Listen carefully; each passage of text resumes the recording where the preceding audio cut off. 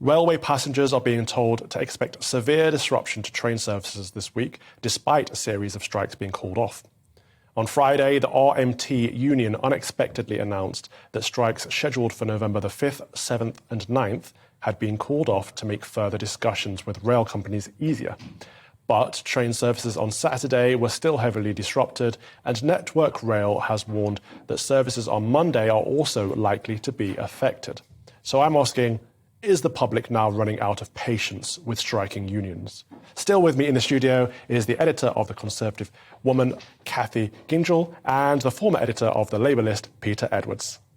I saw you nodding there. I got it right that time, didn't I? Thank you, Kathy. Now, I am of the mindset that the government should finish the job that Thatcher started and cut these unions down to shape, cut them down to size. What do you think, Kathy? Well, I was talking to Peter just in the break, and this takes you back to the end of the Callaghan years. It did for Callaghan. But the difference is here. There were unions striking under a Labour government. Now we've got unions striking under a Conservative government. And I can't see... I'm not quite sure whether this Conservative government's got the strength that Thatcher had when she came in, assuming the public is totally dismayed because they're grinding the country to the halt. I was just looking up the number of different public sector workers who are threatening to strike. I mean, really, the country will be crippled very soon, and they're all basically striking over their average pay. If you look at it, their on average pay, it's low. It's not great. I'm not pretending any of this is good with the cost of living, but that's fundamentally what they're striking for in a highly unproductive public sector area where services generally people think are bad.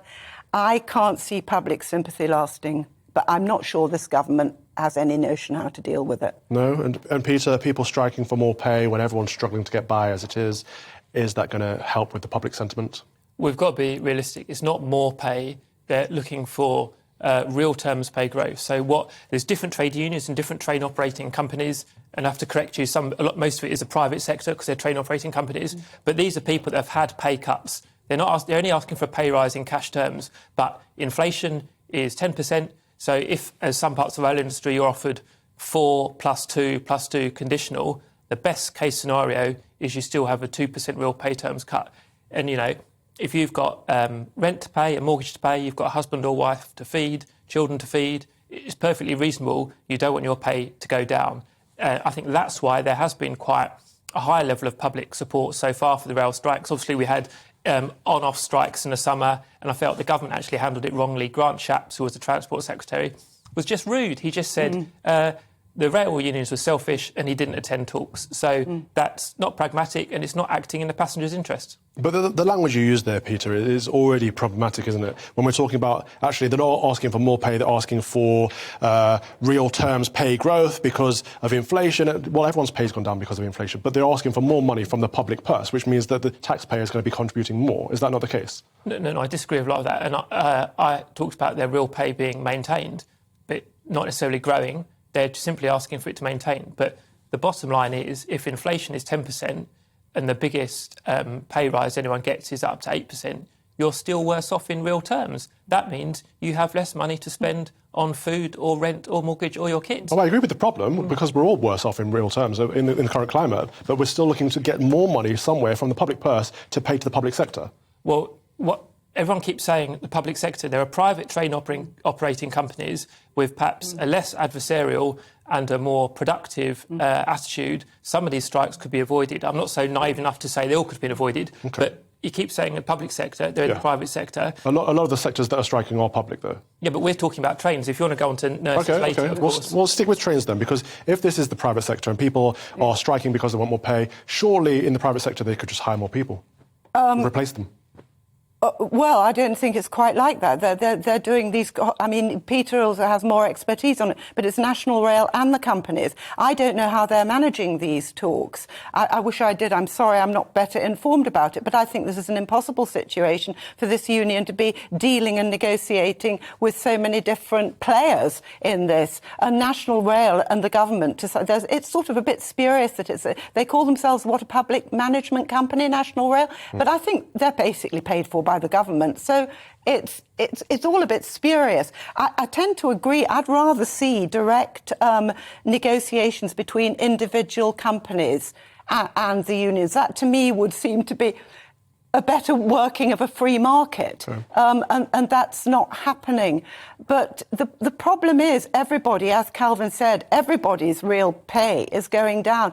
And if they draw the country to a halt, the economy is going to suffer even more drastically. The recession's going to get worse. And in the end, people will be laid off. And in the end, unemployment's going to go up. So my problem is, not that I don't have sympathy, but they're cutting off their nose to spite their face, as will every different union or industry organisation, whether it's Royal College of Nursing, who are threatening strikes. And there's one after the other who are now threatening strikes. Well, may I respond to that? Well, I'll come to you in a second, Peter, because I do want to... You just said you had support, and Peter did say that they have public support. Do you support these strikes?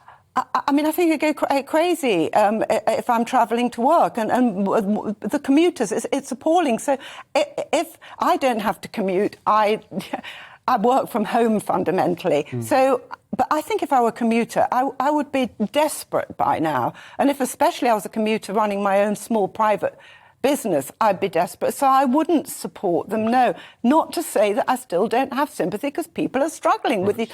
And what the government could do different things. They could stop subsidising stupid renewables. They could stop... May I respond? Sorry, yes, sorry. Beg your pardon. So I don't think Britain's grinding to a halt, and this phrase was used in the summer. There's no evidence for that at all, and actually trains ran on the strike days.